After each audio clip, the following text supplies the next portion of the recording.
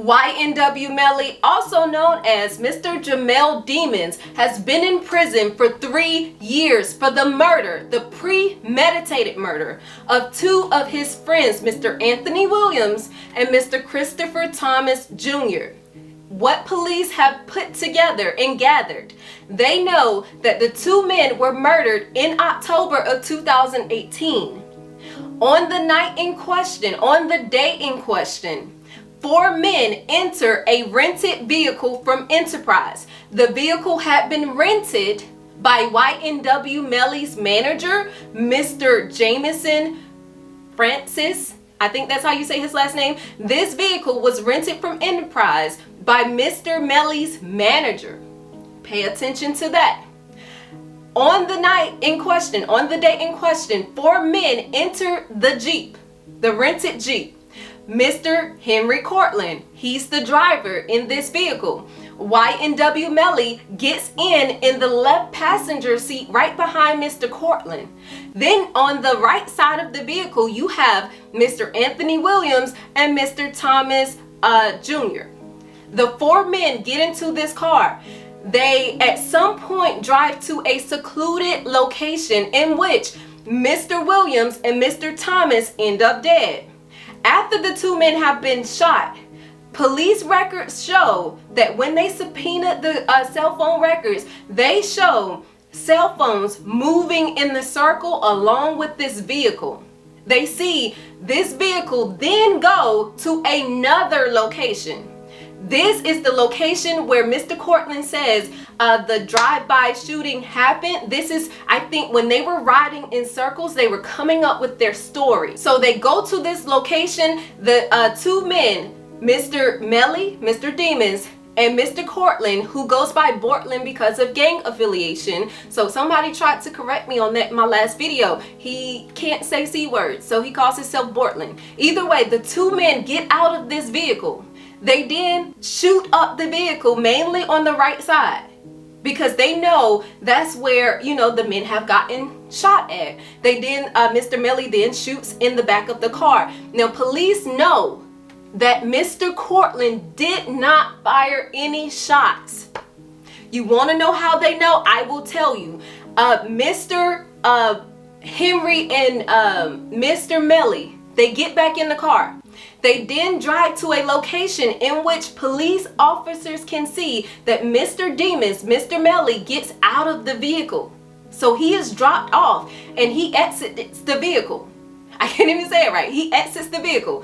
At that point, Mr. Cortland drives to Memorial Hospital and gives this elaborate story of how he and 2 of his friends were caught in the drive-by. He's okay. He was able to duck under the steering wheel and not be hit.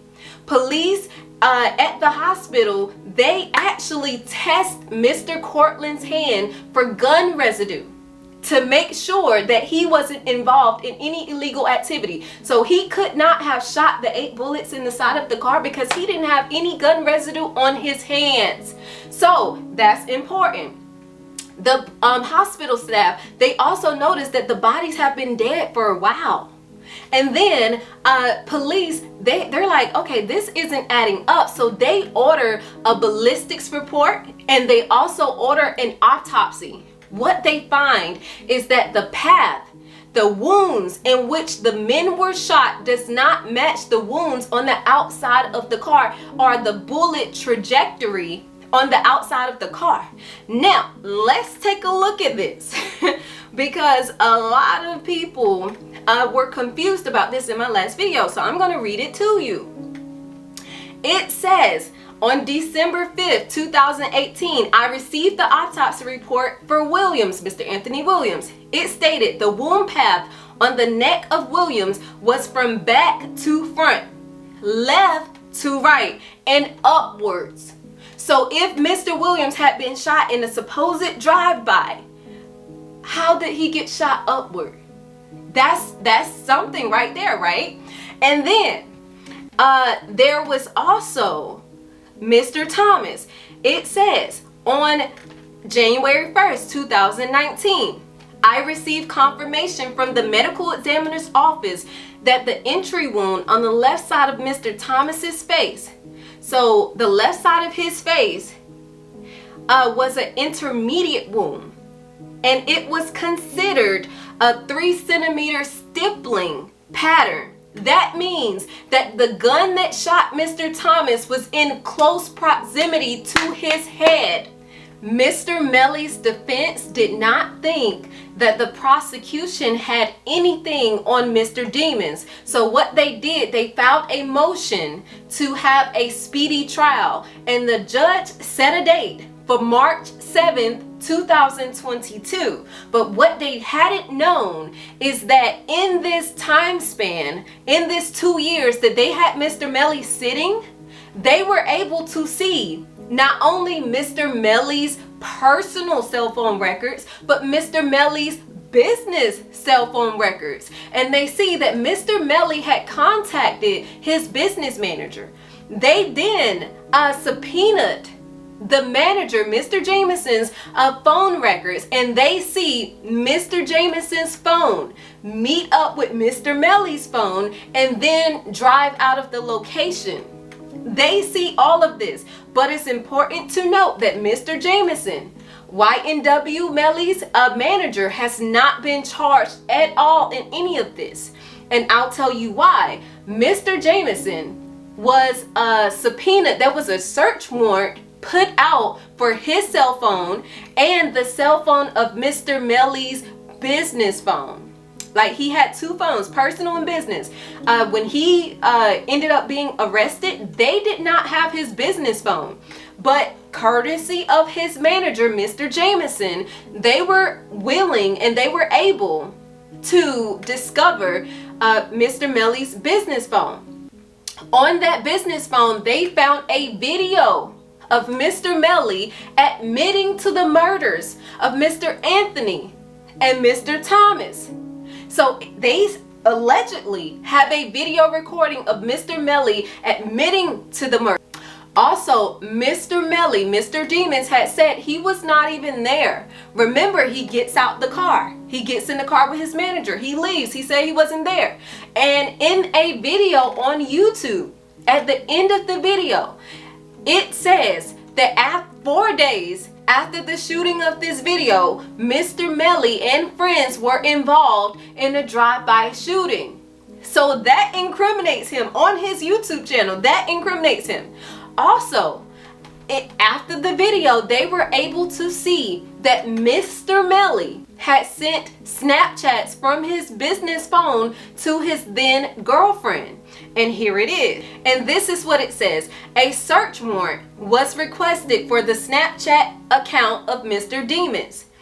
In this Snapchat account of Mr. Demons, it is revealed he was in communication with his girlfriend, Mariah Hamilton, on November 9, 2018, just 14 days after the homicide, in which he stated, "This nigga saved my life. He coming everywhere with me. Cause if them crackers come grab him, it's my fault. You forgot?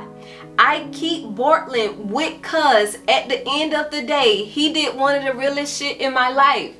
So what police feel like Mr. Melly, Mr. Demons is saying, Bortland kept it legit. He stayed loyal, he stayed true, and if he goes down, it's because of him. So he felt like Mr. Cortland is taking charges for him.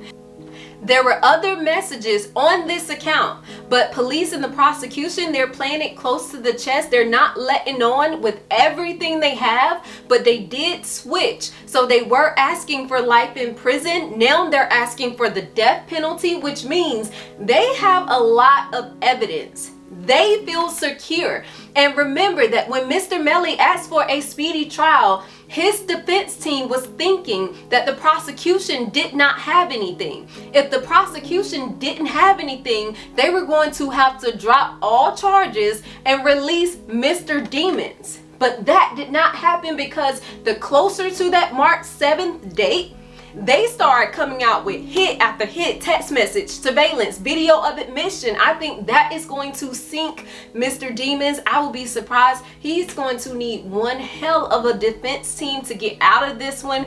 Mr. Melly's girlfriend, she is nowhere to be found. They need her to verify that this was her account that received these messages from Mr. Melly. Is Melly guilty? You have been presented with the path wounds, the trajectory.